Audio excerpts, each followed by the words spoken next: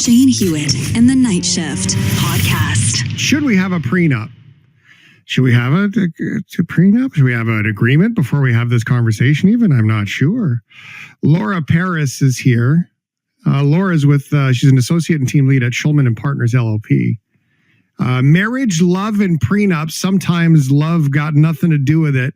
Laura, thanks for popping in. My background when it comes to agreements like this has more to do with business. I learned from a business friend, even with a very, very, very good friend who I call a brother, who said to me, he said, we need an agreement.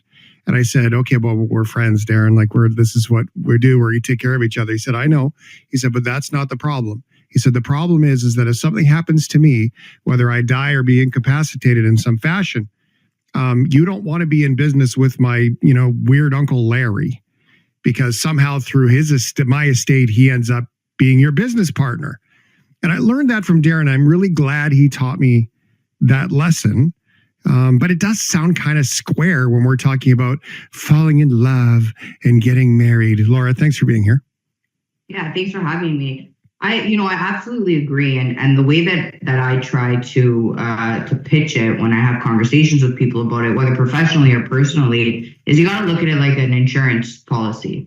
We don't pay into insurance because we want our car to get in, we want to get into a car accident, or we want our house to burn down. We do it as a just in case. And the same thing comes down to a prenup or a marriage contract, as we refer to them in Canada.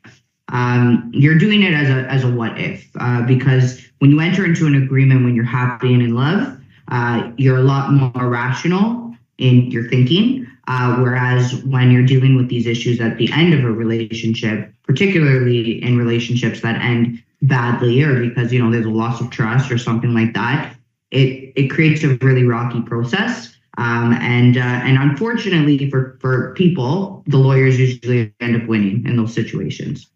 Yeah, there are a couple of things I think we have to consider. It's easy to get into a conversation. It's hard to get out of one. It's easy to get into business or a business idea. It's hard to get out of that business idea. It's easy to get into a relationship. It's hard to get out of a relationship. And that's a very pragmatic look at it. It is accurate, though. And it really, really matters when we do these things. And I think that we have prenups wrong.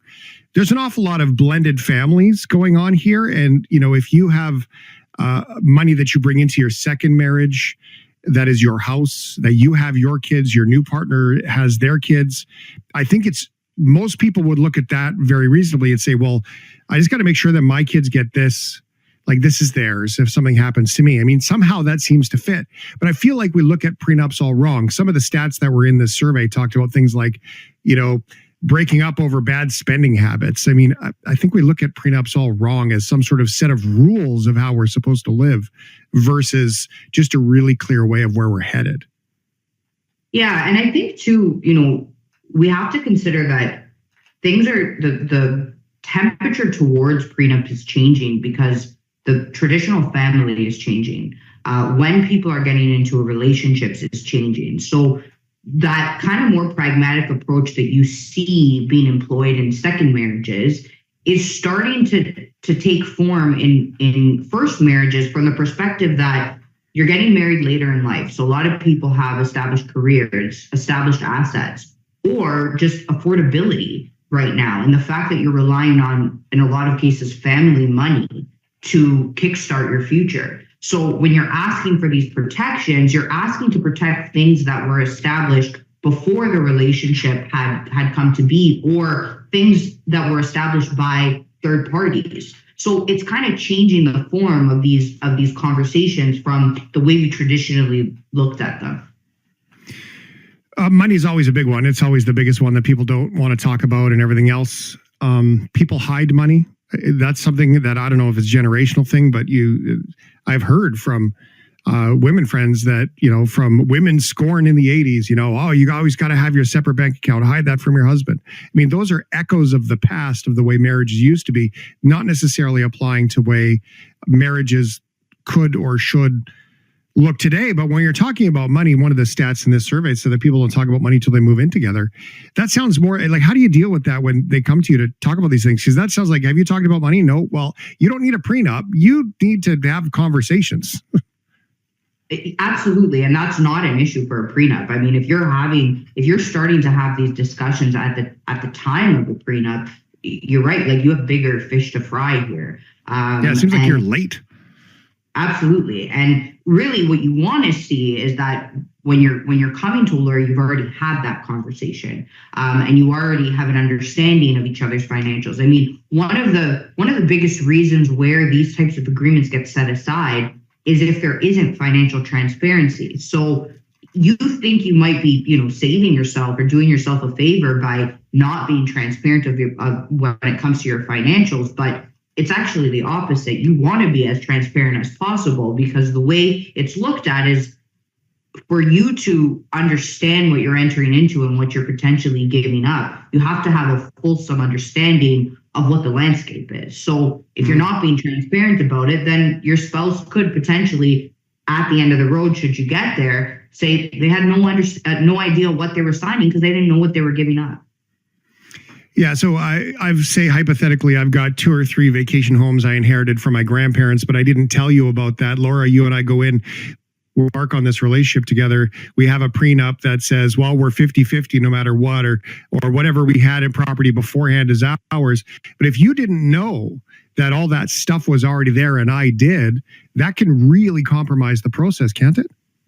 Absolutely. So when we're looking at things that you're bringing into the marriage, what you actually have to be concerned with is the growth of that asset. So the law already provides for protection, as is for the value of that property when you're entering into at the date you enter into the relationship. It's the growth. So to use your hypothetical, if it said, well, you're not entitled to anything that I can prove I owned or any growth in that, and you had no idea that they owned anything at all, sure, you're going to say, yeah, no problem. I don't care about the growth of something that doesn't exist. And you signed off on it. But if you end up at the end of the road finding out, hey, no, these properties did exist, well, absolutely, that can compromise the validity of the agreement.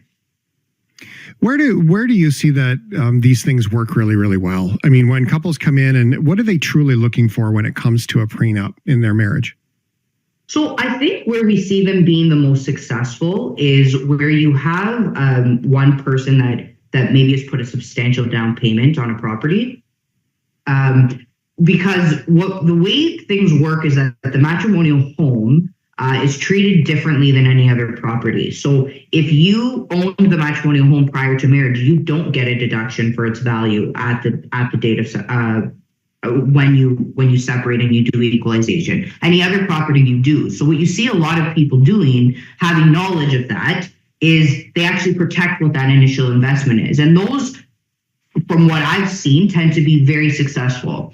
On the flip side, where you see a lot of vulnerability are in spouse support releases, where you have a situation where one party is a significantly greater income earner than the other.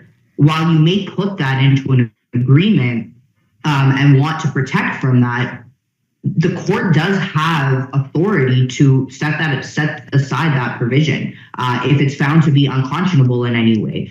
So I think on the property side of things, generally we see those being quite successful, but support is very vulnerable.